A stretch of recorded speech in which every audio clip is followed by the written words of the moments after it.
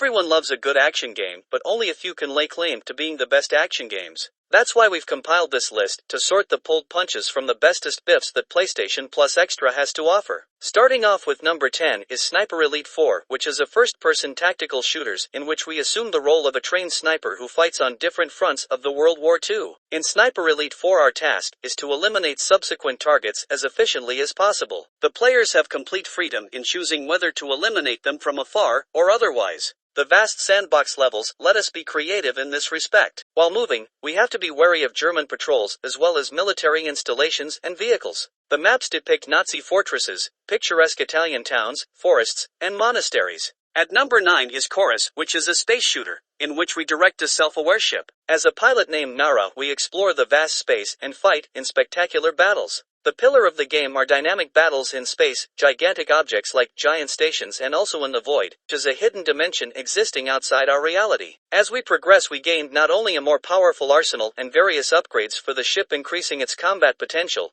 but also supernatural powers such as teleportation and telekinesis. At number 8 is Deathloop, which is a first-person shooter game. The action of the game takes place on the island of Black Reef, where a time anomaly occurred. The story focuses on the fate of two assassins, Colt and Juliana Blake, who are stuck in an endless cycle, and after death or 24 hours, they return to the beginning on the same day. The developers focused on giving players freedom in dealing with challenges. Each problem can be solved in multiple ways, and each death allows us to increase the combat potential of the hero, and slowly gain knowledge of the behavior and relationships of NPCs will help us eliminate 8 main opponents. At number 7 is Returnal, which is a combination of third-person shooter and roguelike. In the game we play the role of an astronaut, who is forced to relive the same event over and over again, the crash of her ship on a strange planet. Death only makes the woman return to her starting point. In addition, after every rebirth, the world on which she lands changes, and she changes with the world. The only way for the heroine to break out of this strange loop is to discover the secrets that this dangerous land hides.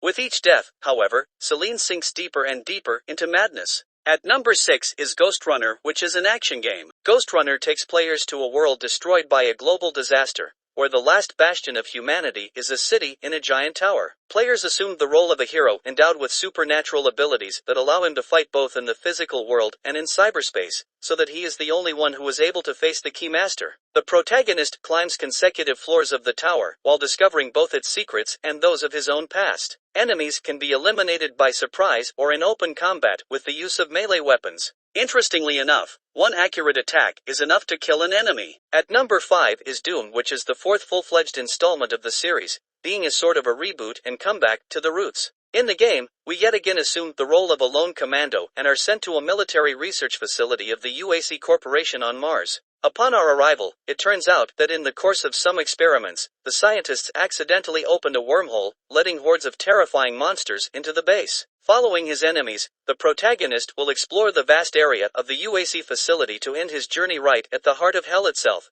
facing the most powerful of demons. At number 4 is Tom Clancy's Rainbow Six Siege, which is a multiplayer tactical shooter game. Before you start playing Rainbow Six Siege, you choose your soldier's specialization. Each time you play, you can decide whether you want to raise barricades as castle, remove obstacles as thermite, cripple enemy communication as mute, break open doors as ash, wield a huge sledgehammer as sledge, or poison enemies as smoke. Combat takes place in small, relatively narrow locations, where you have to quickly clear one room after another until you get rid of terrorists and free any hostages. In order to do this, you often have to blow up a wall, plant explosives on the floor to attack enemies from above, and so on. On the other hand, when playing as terrorists, you must barricade doors and fortify your positions, so as not to get caught off guard by the law enforcement units. Either way, in order to defeat a smart team of players, you need constant communication, teamwork, and proper tactics. At number 3 is Shadow Warrior 2, which is a first-person action game. Shadow Warrior 2 is set 5 years after the events of the first game. You play as Lo Wang,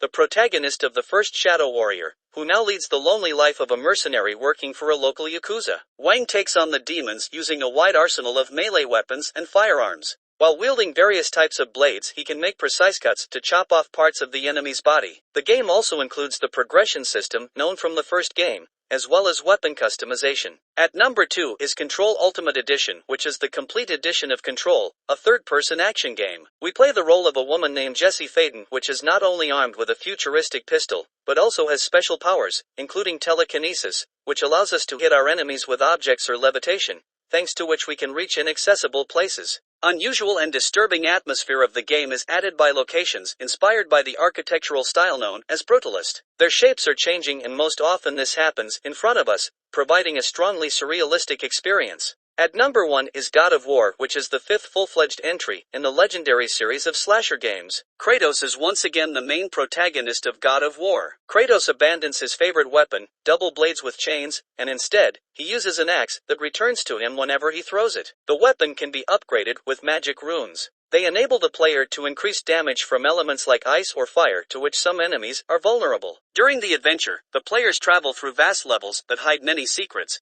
corridors and optional encounters with enemies. The game once again features spectacular battles with bosses, a characteristic trait of the whole series. We hope you enjoyed the video. Please like and subscribe if you haven't already. Thanks for watching.